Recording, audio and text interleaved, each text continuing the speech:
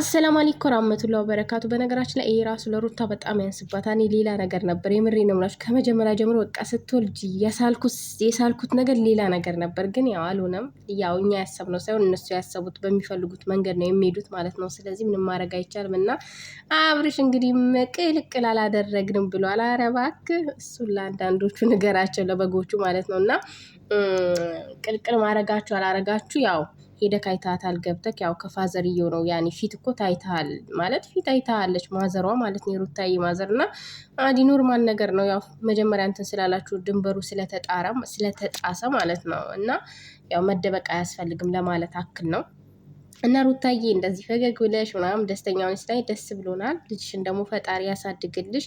አንቺም ደስተኛ ሁኚ። ትላንትም እየተሰደብሽ ይነሳል ሁሉን ነገር አሳልፈሽ እዚህ ደረጃ በመድረስሽ የምር በጣም ነው ደስ ያለኝ። ትልቅ ቦታ ደርሰሽ ከዚህም በላይ ከፍ ብለሽ እናይሻለን ብዬ ተስፋ አደርጋለሁ ማለት ነው። እና አበጋዝ እንግዲህ ያው ካልሳምሽን ብሎ የተናገራቸው ንግግሮች አሉ። ሴቶች የምትፈልጉትን ካገኙ አንተ እኮ ያኔ ማለት እንደዚህ እንድትሆን ያደረግካት ራስህ ነህ በነገራችን ላይ ማለት ነው። አንተ የሆነ ስህተት ባትሰራ ልጅቷ ውስጧ እንዲደማ ባታደርግ፣ በተለይ ደግሞ ሴት ልጅ በእርግዝና ወቅት የያዘችው ቂም ማለት ነው መቼም አትለቀውም። እርጉዞና የያዘችው ቂም በጣም በጣም አትለቀውም። በቃ በጣም ነው የምትይዘው። ባለፈው አንተ ራስህ በጣም ቂመኛ ነች ብለሃል ማለት ነው። እና ስህተትን ለማስተካከል ሞክር፣ ስህተትን አትድገመው። አሁን ላይ ልጅክ መጥቷል፣ አትንዘላዘል።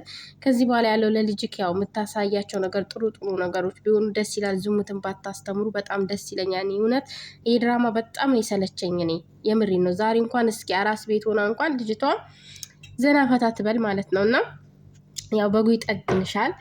ለአራስ ያስፈልጋል ከዚህም በላይ ያው በሳምንት ወይም በ15 ብለሃል።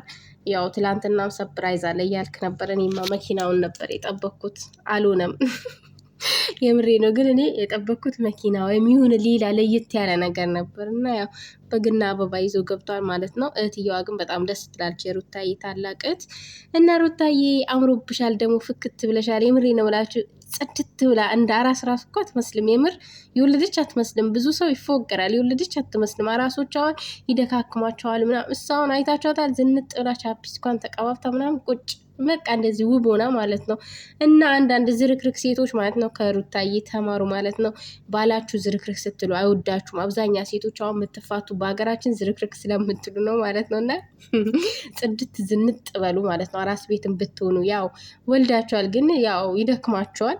ቢሆንም ዝንጥ በሉ እንደ ሩታዬ ማለት ነው። ፍክት ብላ ስላየዋት በጣም ነው ደስ ያለኝ። የምሬ ነው ብላችሁ አታምርም? ውብ እኮ ናት የምር። በቃ ሁሉ ነገር የሚያምርባት ፈጣሪ ሁሉን ነገር አሟልቶ የሰጣት ሴት ናት ማለት ነው። እና ለእህታችን ንግስታችን፣ የሚዲያው ድምቀት አንቺ ከሌለሽ እኮ በቃ ሁሉ ነገር ባዶ ነው አይደለም? እኛ እና በጋዝም ባዶ ናቸው። እና ኑሪልን፣ ልጅሽ እንደው ፈጣሪ ያሳድግልሽ። ያው እንግዲህ ለክርስትናው ለልደቱ ነው የሚባለው እና ያለን ገና ነው የሚባለው። ፈጣሪ ያሳድግልሽ፣ ቤተሰቡን የሚያከብር በቃ ምን ልበልሽ፣ ውብ የሆነ ልጅ ይሁንልሽ። የሚያምር በቃ አላቆ የሚያምር ልጅ ይሁንልሽ።